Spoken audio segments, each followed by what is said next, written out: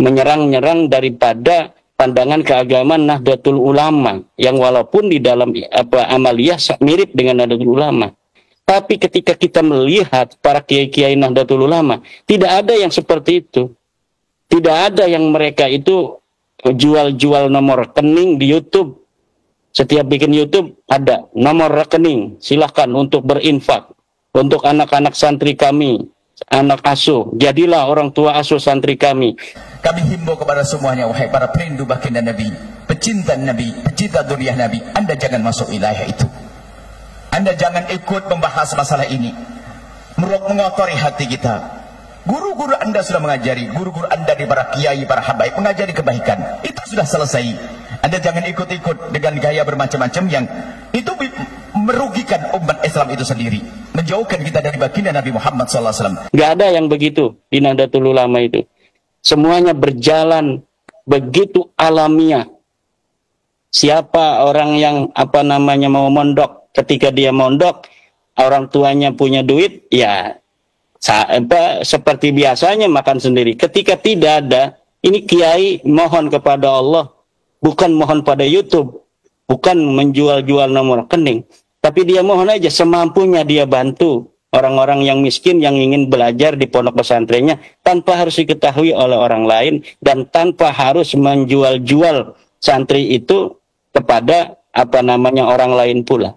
Nah, ini yang saya amati dari ustadz-ustadz YouTube, ustadz-ustadz model-model zaman sekarang seperti yang sedang kita bicarakan itu. Mungkin kalau urusan politik apa? Oke, yang jelas kalau urusan agama tidak seperti itu. Tidak menanamkan kebencian. Urusan agama tidak akan menanamkan kebencian. Urusan agama tidak akan menanamkan caci maki. Urusan agama tidak akan menanamkan dendam. Urusan agama tidak akan menanamkan perpecahan. Kalau urusan agama akan menjadikan orang semakin indah, bukan menjadi sebab permusuhan. Nah, ini jadi berilah kecerdasan kepada jamaah kita untuk mempunyai cara berpikir keislaman yang sesuai dengan ajaran Kanjeng Nabi, sesuai dengan ajaran Al-Quran. Bagaimana ajaran Al-Quran? Ajaran ilmiah. Wala taqfu ma laysa laka bihi ilm. Jangan kau ikuti sesuatu yang tidak ada dalil. Kalau mau membela nasab Alawi itu sahih, mana dalilnya?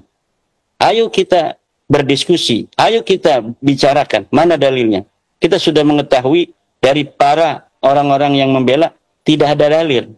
Mendustakan dzurriyyah Nabi sallallahu alaihi wasallam, mendustakan, bahaya sekali mendustakan.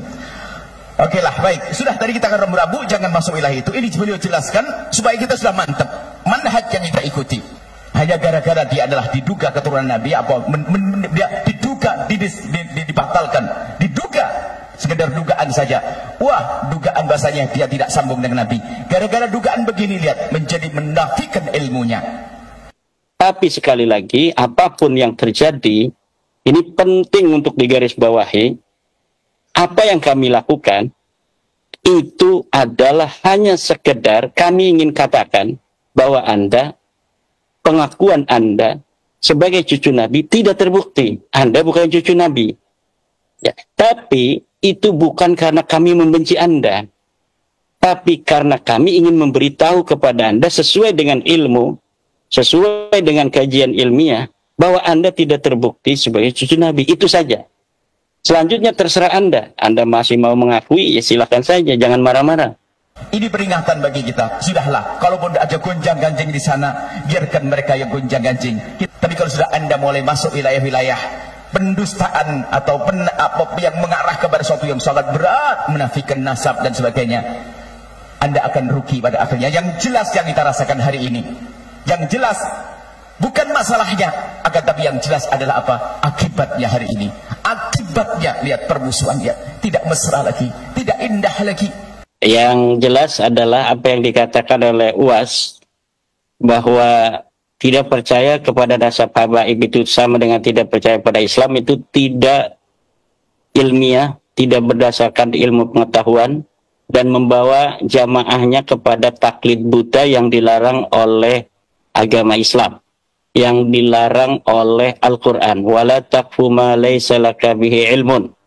Qalu bal wajadna aba'ana kadzalika yaf'alun. Itu ucapan orang-orang kafir pada zaman Nabi Ibrahim.